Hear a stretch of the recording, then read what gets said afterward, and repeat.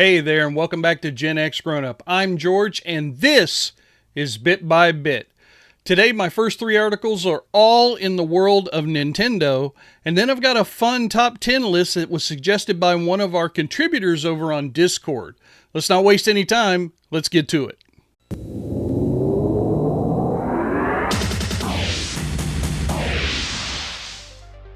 First up, we've got an article here from notebookcheck.com. The Super Mario Galaxy movie has finally been announced officially, and it's going to come to us in 2026, ladies and gentlemen. So, the original, not the original, but the last Super Mario movie was wildly successful. We knew that there was going to be a sequel based on the box office that movie did. This one is coming to us on April 3rd, 2026, guys. So we've got Chris Pratt, Anya Taylor-Joy, Charlie Day, Jack Black, and Kevin Michael Richardson all coming back for this one.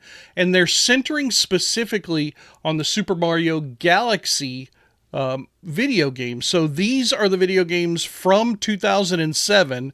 So as the article here says, we need to expect planets, weird floating platforms, and some Lumas popping in to wave at the audience. That's cute. Basically Interstellar, but with more Goombas and fewer existential crises. That's nice. Again, another little blurb here about the cast and crew. That's pretty cool. Yeah, the first Mario Brother. Here we go. 1.3 billion worldwide, ladies and gentlemen.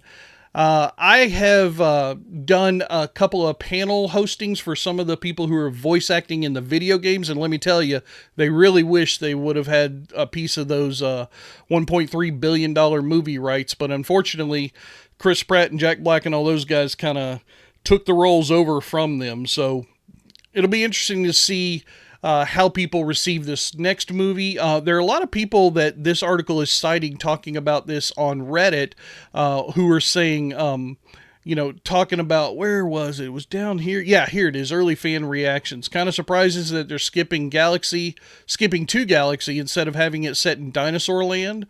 Other people, they're wondering who's going to play Rosalina. There's some other people down here I was seeing that were talking about why didn't they go to some of the other games. It's going to be really interesting how this is all framed out. I'm not really sure myself. Again, the release date, April 3rd, 2026. I did watch this movie trailer.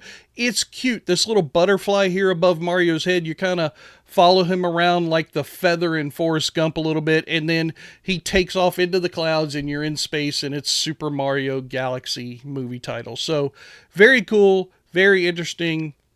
Wonder how it's going to do in the box office. And the second article up today from notebookcheck.com, there's a new Nintendo Switch emulator for Android, and it's on the Google Play Store, ladies and gentlemen. That's pretty rare. So this new one that's out is a fork of the Yuzu emulation line that was out for quite a while, but no other forks have ever made it into the Google Play Store until now. This one, which is called Eden Emulator. I went ahead and downloaded this myself just to see if it would install, because I was wondering, this article came out like a day or two ago, and I was like, how quickly is this thing going to get yanked from the Play Store? But it was still there as I'm recording this tonight, right before this episode releases. The one thing that they point out is that this is a very early version. It's not even the latest version, but right now they're up to 0.0.3.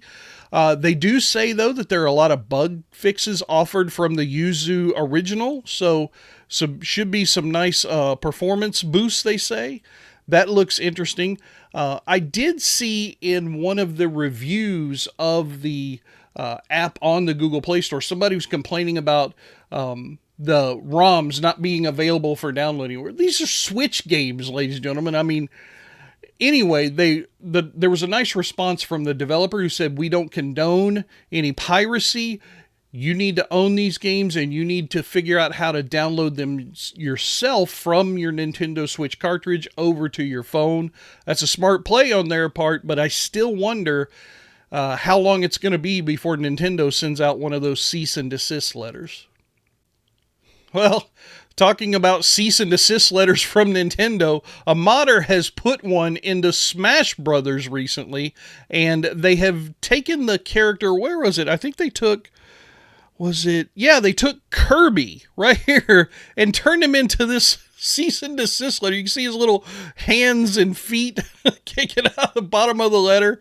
It's very cute, but it's obviously a fake letter. He says, some of the text here says, low key, that mod do be sick though, and your mod too tough, your Game & Watch too different. So this guy is having a little bit of fun. The modder who's done this is Mushi. They've got a Twitter account right here, and they've got like a little video of the little guy dancing around and everything's very, very cute. But I do wonder if this, once again, is going to get Nintendo's attention. They did apparently get into some trouble. I mean, this modder did, because apparently they added a paid Balatro theme skin to the game, which they issued an apology for and later confirmed that people who signed up to their Patreon would only get early access rather than exclusivity. So hopefully everything's going to go well for this one. I think this is cute as hell. I play Smash Brothers with my son once in a while, so maybe we might try and get a hold of this mod and play it for ourselves, but this is really funny. All right, here is a fun top 10 list, although it doesn't say ranked, from howtogeek.com. Now, this was suggested to me by one of our Discord people, Ted Adam Green, if I remember correctly. And if I'm wrong about that, I apologize, but I believe it was Ted who sent me this link a little while ago over on our Discord server. This one is 10 classic movies every retro gamer needs to see.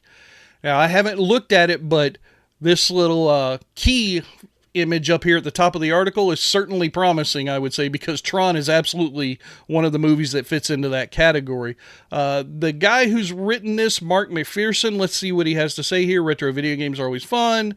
What about movies with retro video games in them? Not talking about movie based on video games. Okay, so nothing about like Super Mario Brothers or Street Fighter. Okay, so he's talking about just games. Let's see. All right, movies that make games seem like far more than just a diversion after school. Okay, all right, let's get into this, and this could be an interesting list. Let's scroll on down. Number 10, Freddy's Dead: The Final Nightmare. Okay, 1991, hour and a half, like it says. This one, yeah, Freddy decides to lure more youngsters into his trap. New victims arise. They also learn about Freddy's hideous origins. We know that. This one, let's see, yeah. He targets a gamer by trapping him in a video game. Obviously, some crazy stuff. Oh, yeah, that's right. This is the one where Freddy put on the Nintendo Power Glove for a product placement in the movie. Boy, we're just Nintendo all over the place in this episode. There we go. Let's go to the next one. Surf Ninjas. Okay, why is this one? Okay. So there was a partnership between New Line Cinema and Sega to produce this movie, it looks like. Sega developed Surf Ninja Game Gear game. All right. The game was finished during production, and one of the heroes can be seen playing it on a Game Gear. All right. I don't know if that qualifies for me as a movie that we need to watch just because it had some product placement in it, but all right, I'll live the... Okay, Arcade. This one is really cool. You can see I already watched the trailer to remind myself. This is one of those that it was a virtual reality kind of horror thing. And it was from David S. Goyer. So, yeah, the guy who wrote part of the Dark Knight story script. So let's see what else we got. Yeah, anybody who fails to beat the game gets trapped inside the game. Oh, that's right. And I remember seeing in the trailer, Peter Billingsley is kind of one of the main stars of this. John Delancey and Seth Green are apparently also in this movie. That could be fun. I like all those guys. Joysticks. Yeah, okay. This one I remember. This is a very apropos line right here. What if Porky's was in an arcade? That's where you get joysticks. Joe Don Baker, he's a big business guy wanting to shut down the arcade. All right, cool. Let's go on. Hollywood Zap. I didn't go this far down the list when I was looking at this article earlier, but See what this is about. Young man making his dream of heading to Hollywood come true. Traveling companion is Nash, a man so addicted to video games his only ambition is to achieve the highest score in Zaxxon. Okay. To earn that title, Nash will have to challenge the current champion known only as the Zap. Where did this come from? Holy crap, Twin Galaxies sponsored this movie? Wow, low budget B movie. Yeah, well, it probably had to be. From Troma Entertainment, Toxic Avengers people. Wow, okay. All right, yeah, maybe I'll go check that out from 1986. Wreck-It Ralph. All right, I don't like this being number 5. Even if this isn't a ranked list, this needs to be much, much higher. Everybody who's watching this episode probably knows all about Wreck-It Ralph, but in case you don't, fictional character Ralph, who's in his video game, and Fix-It Felix is the name of the game, and he's the star of the game, and Ralph is very upset and unhappy with his place in life, so he goes on an adventure trying to discover new ways to be happy, and it drives people crazy. John C. Reilly is the star. Of course, Sarah Silverman played Vanellope von Schweetz. This is one of our favorite movies here at GenXGrownUp.com, not just of cartoons and not just about video games, but of all times. We all love Wreck-It Ralph. Brain Scan. Ooh, the Edward Furlong. Yeah, there he is. Edward Furlong, the kid who played John Connor in Terminator 2, for those who are a little bit unfamiliar. Yeah, Brain Scan is a horror movie for retro gamers with more CD-ROMs than cartridges. In-movie game, Brain Scan has app staging for a video game before it gets all spooky, demonic trickster literally coming out of the screen, a la Ring kind of stuff. Considering weird stuff that could be shared through CDs in the 90s, there's something eerie about the prospect of the next shareware or pirated game being one of those that turn you violent. That's funny. Dungeon Master? I don't know this movie. From 84. Let's see. Makes a computer geek the hero in this weird dose of wish fulfillment. Nerdy Paul has his girlfriend abducted by the evil sorcerer Mestima. Paul's only chance of rescuing her is to venture through various realms. He'll be transported to fantasy realms. Use his techie wristband to blast monsters with lasers. What? Because they use some of the stuff in Tron? Like some of the CGI, I guess, or something? That's why this should be in there. The various segments have the feel of video game stages. All right, maybe. I might check that out, but that doesn't seem like a big deal to me. War games. Absolutely should be on the list. Number 2 is a pretty solid spot if Wreck-It Ralph was going to be number 1. Not just because we get to see them playing in an arcade in one scene, but because, of course, the whole computers connecting to Whopper and all the technology that was shown. AI is a big thing in war games, even before AI was really a known system in the popular conversations. Cyber hacking, the whole 9 yards, thermonuclear war, of course. What's number 1? Oh, right, of course, Tron. Duh. All right, so yeah, Tron number 1, Wreck-It Ralph number 2, War Games number 3. That would make sense to me. I'm not even going to try and explain Tron. You guys know Tron. We all love Tron. Incom is the devil, and Tron is for the users. We love it. This is a pretty good list, Ted Adam Green. If that was you that submitted this to me, I really appreciate it. This was a lot of fun. Sorry I took a long time with that, but these lists are always interesting to me. So thank you again for bringing this to my attention. All right, well, there you have it, guys. Another episode of Bit by Bit in the books. I'll be back on Sunday with a new episode. Thank you guys so much for watching. Please like, share, and subscribe if you're not already subscribed.